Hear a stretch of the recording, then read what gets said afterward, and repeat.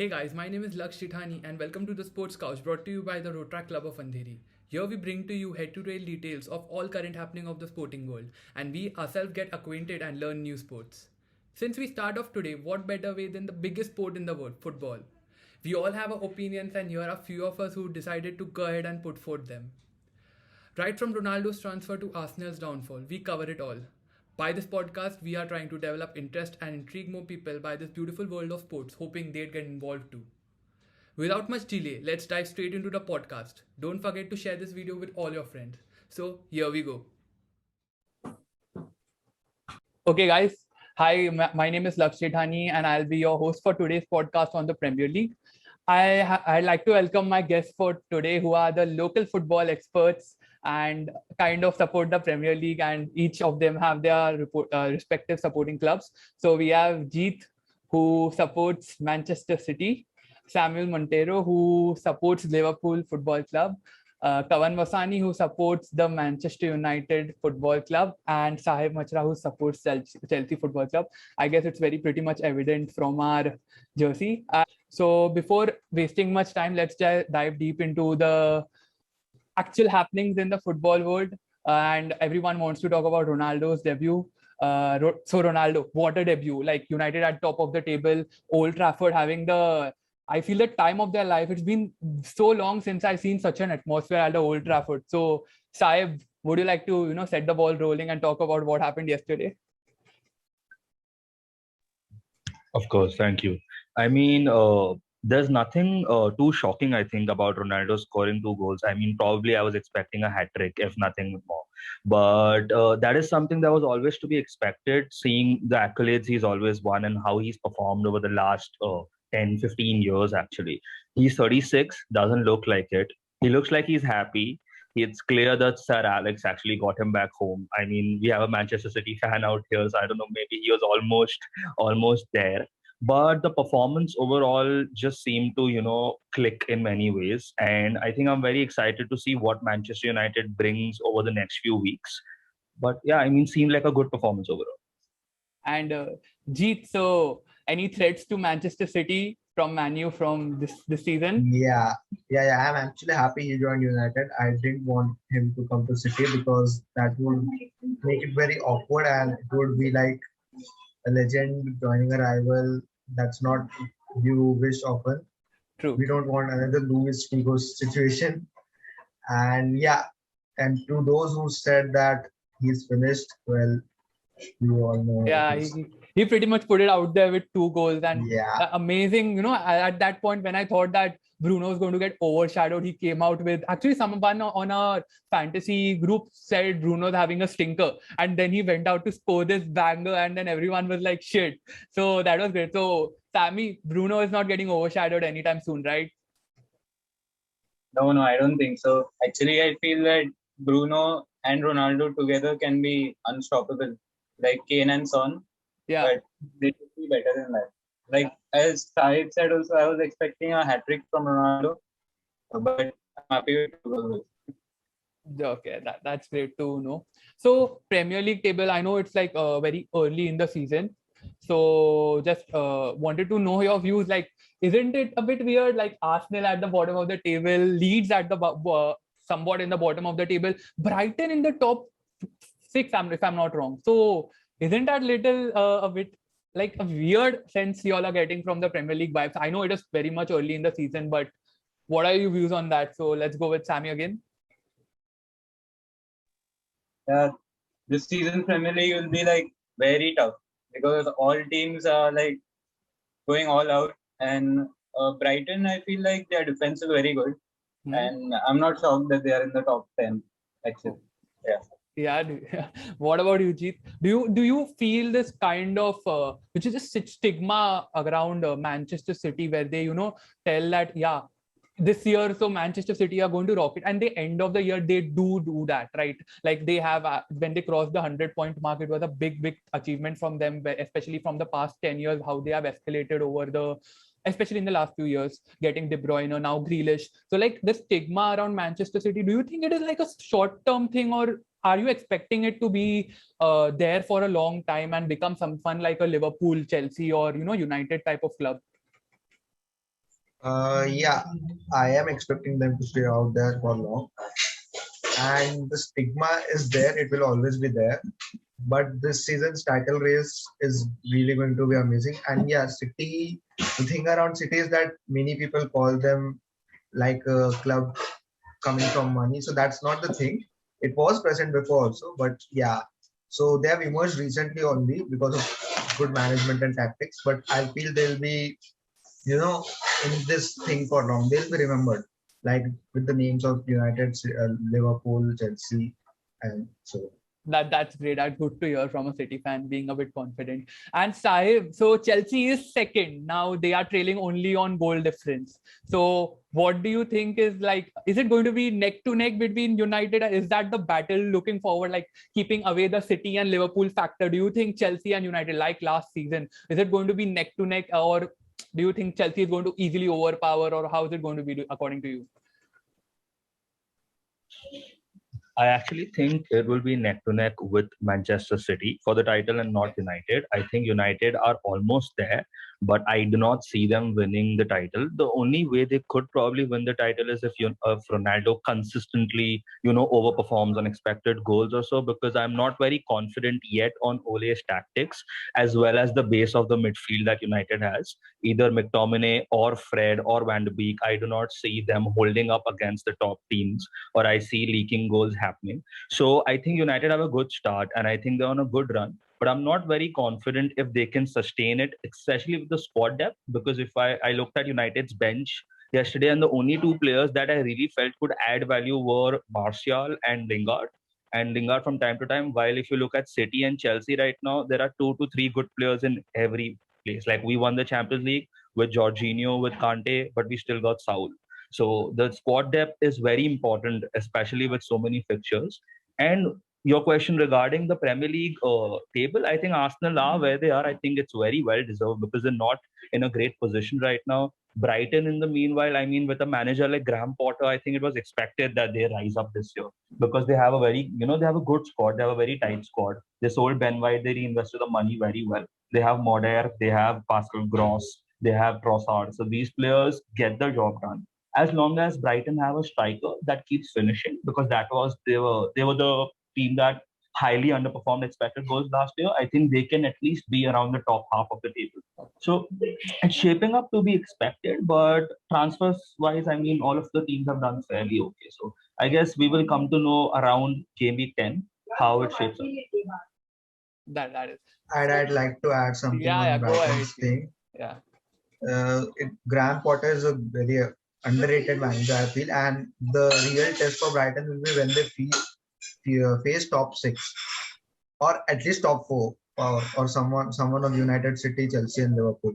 Because up until now they have not faced any teams from the top half. So it will be a challenge to see how Graham Potter manages to do it, and will he become the Bielsa of last season or not? Like Leeds shocked everyone.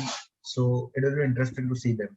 Yeah, that's very true. Even I consider Graham Potter to be, one of the best managers in the league. Like very low key underrated, where he's not even considered to be underrated. Like, not even no one considers him to be even a proper Premier League manager. But then last season, what he did was, it was heroics. Like, so I was looking forward to seeing him this season as well. So as I told about the Arsenal scene, what exactly is happening. So Sammy, you must have seen this recent interview of this technical director with the one of the Premier League interviewers, where he told that we are trying to build a Premier League team of the future, but there should be a balance between the current happenings as well in the club, right? Because they are going very bad, going 3 games down, and then 4th win was not even pretty convincing yesterday. So what do you think is going wrong at Arsenal? Did they not have a proper transformation stage when it came to the transfer window? What do you think about the Arsenal stage right now, Sammy? Yeah, I feel that after Wenger left, it's been downhill for them ever since. Like, even in the transfer window, they've just spent money like it's nothing. And especially on players which they don't need at the moment. And players that don't bring much to the team. Like Ramsdale, I don't think they needed Ramsdale. They have Leno.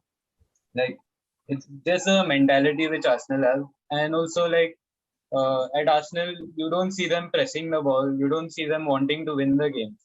They just like play, and like people were celebrating a win over Norwich yesterday.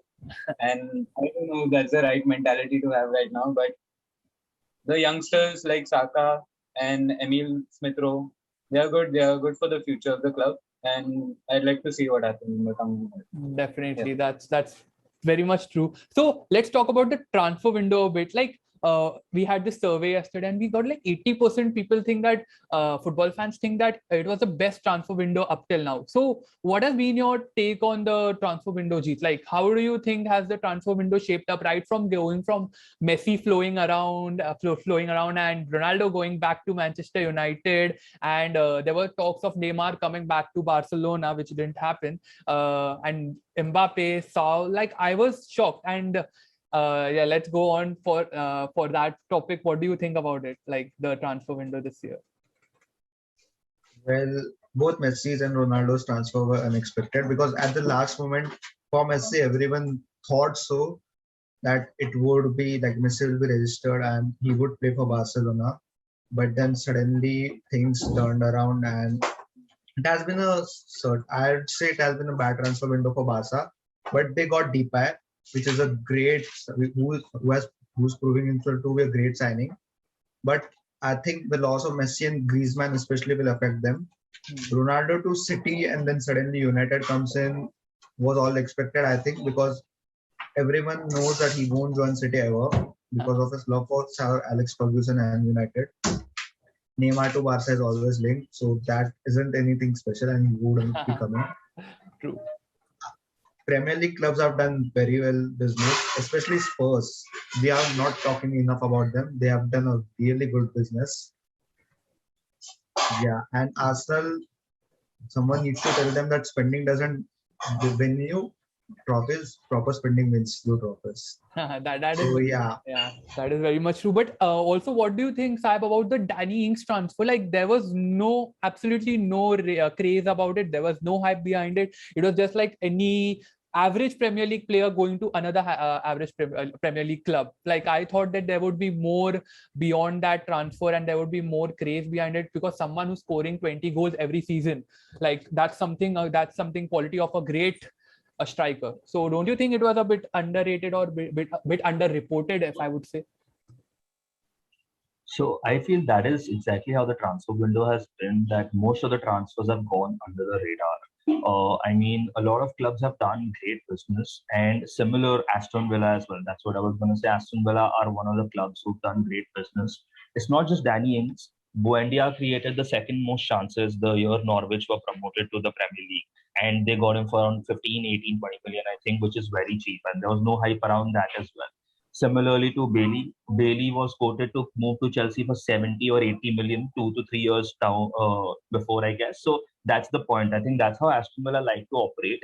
Do your business early, go under the radar, and get the players that they want. Because replacing Grealish is never going to be easy, but they've done the maximum of what they could compared to an Arsenal who've spent the highest they ever have. I just see one player being very good out of that, and that is the cheapest player they could sign, which is Lokonga. Sambi Lokonga, probably the best player they signed for the future, but they paid a very low money for him. So I don't know, did they need a Ben White that desperately, or could they have done a better deal? Could they have gone someone from League One? Probably, but that's how the window goes, I guess. That's very true. So coming to this transfer window thing, so Liverpool didn't do a lot of business this year, Sammy. Like, what was the mindset? Don't you think that especially after losing the title to City, it should have been like, let's step up and let's go? Because City, even after winning, have gone in and chipped in 100 million for Grealish. When you don't know if you need that kind of, because City does have players in that position already. It's not like they need more players in that position. So what do you think Liverpool's mindset would have been when it came to, spending on the transfer window? They easily could have spent at least 50 million especially they went for Thiago last time, which has not been to a great avail till now, hoping that he performs his potential now. So what do you think is going on like in Liverpool's mind? I feel like Klopp has played it smart actually. I'm happy with like no signings this season actually, because Klopp, what he has done is he's renewed all the contracts of like most of the first team players, And nowadays, that's like rare to see. Like people always want new players in their team. They want to get rid of the old players.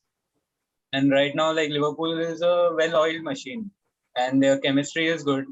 And I don't think we needed a player that desperately, except for Konate. I feel we needed that one centre back on the bench. Like we don't want the same thing to happen like last season again. So I'm happy that they signed him. But I feel the centre backs at Liverpool are never enough. You always need one more.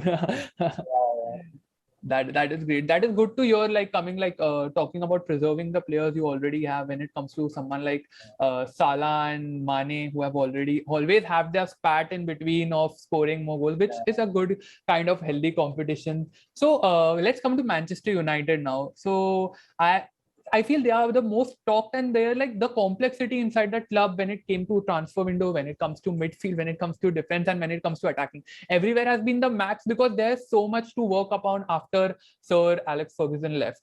Now, first time I feel has come the scenario where they are looking settled, and the hype is really high, and which is kind of expecting when you're getting someone like Jadon Sancho. Last year, even me personally being a United fan wanted Sancho to come, but Sancho hasn't not been at his nowhere close to his peak. Yesterday, I think I seen some flashes of his skills and trickery, mastery of the ball, but overall he has not been what we expected. Yes, it is a little too early to call, but Jeet, what do you think about Sancho? How has he fared till now?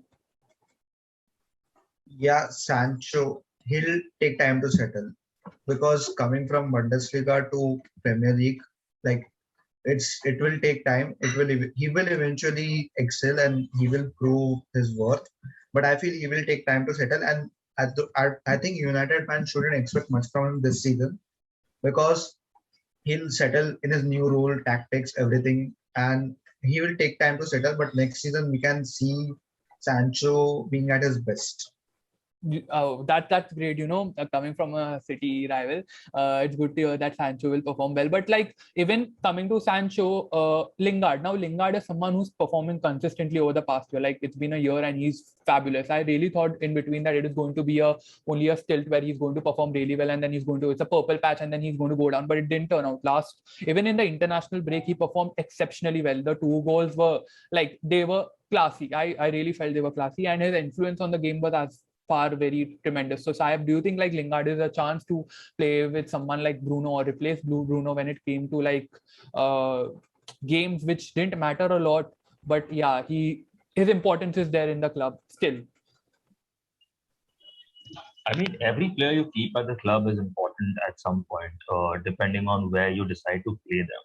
So if you ask me, could Lingard start cup games? I think for sure he will. That is why he wasn't sold. But if you ask me, will he replace Bruno or Pogba in the starting lineup in a Premier League or a Champions League match? Probably not.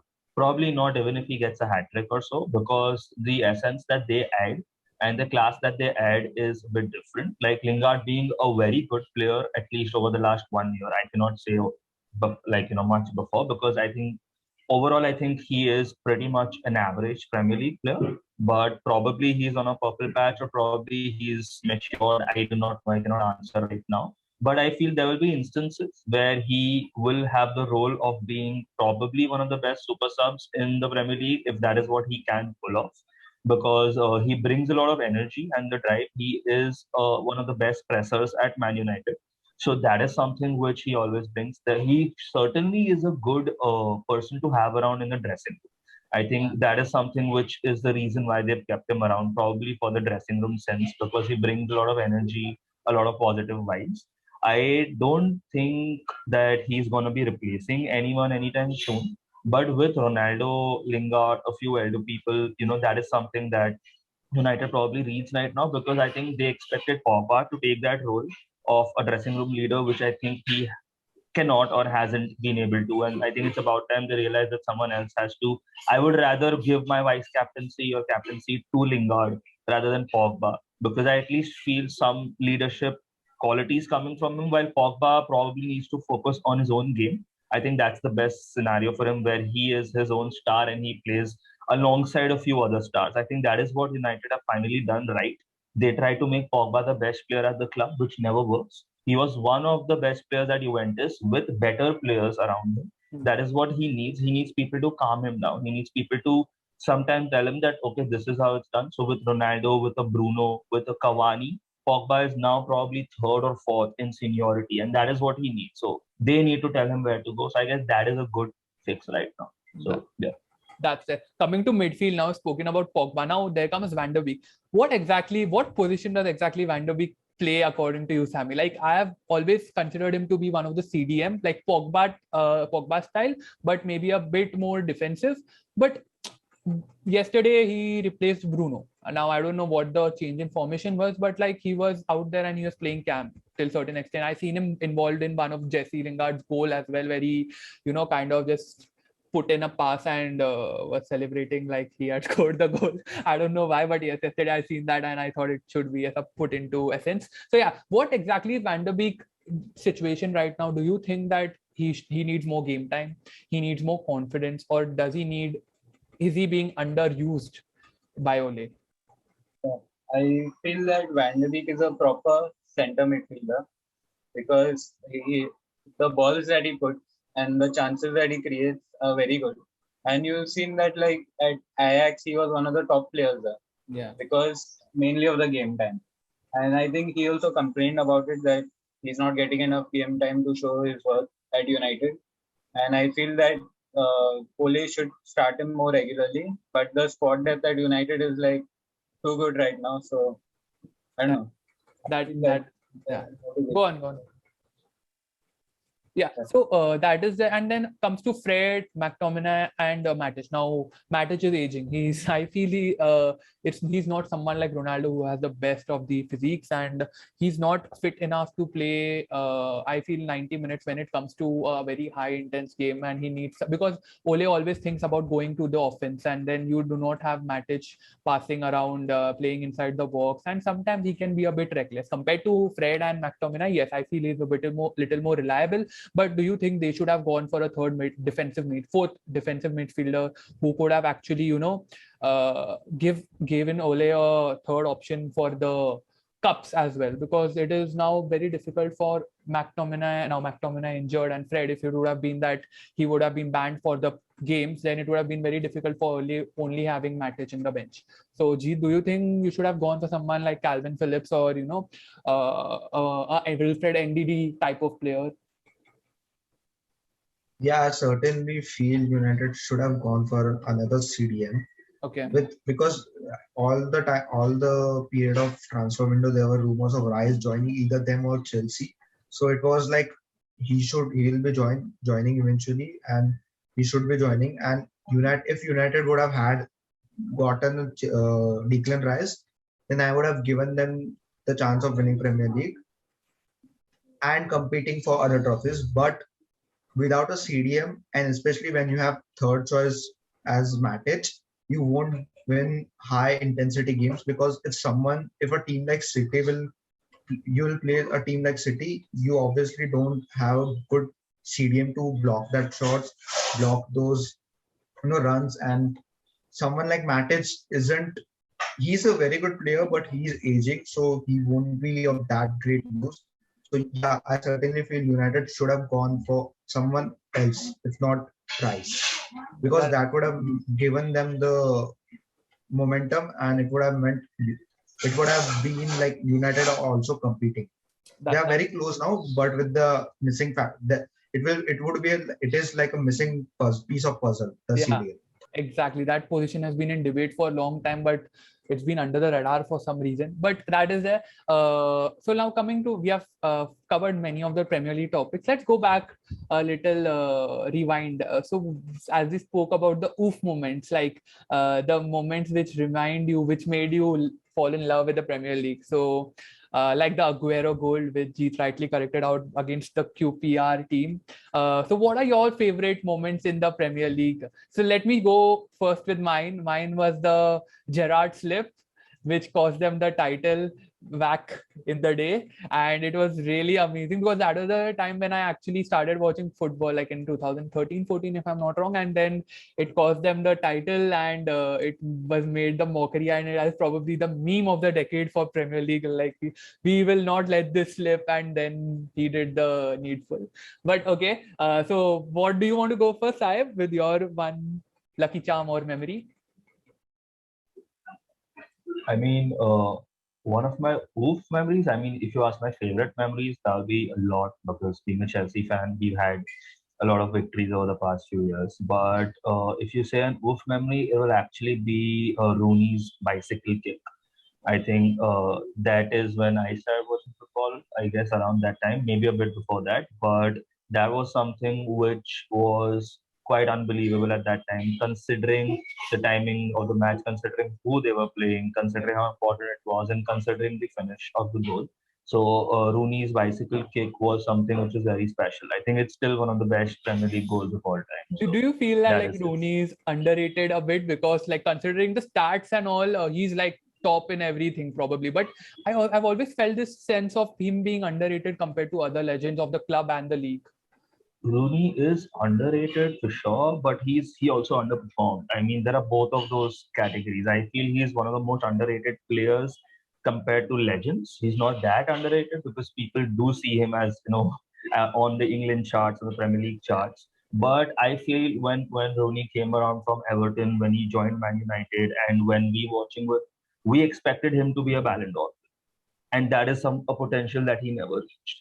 Despite Man United winning those trophies, he was never close to a Ballon d'Or. And that cannot be said that it was only because of a Messi or Ronaldo, because we did have the Kakas, we did have Lampard, etc., being around the shadows. So even if in the top five or top three, but he never reached that level of a potential because when Rooney and Ronaldo were at Manchester United, Rooney was rated higher. I don't know if you all know that since you all started watching a bit later, but Rooney was considered the better player than Ronaldo. So I guess he never reached that elite potential.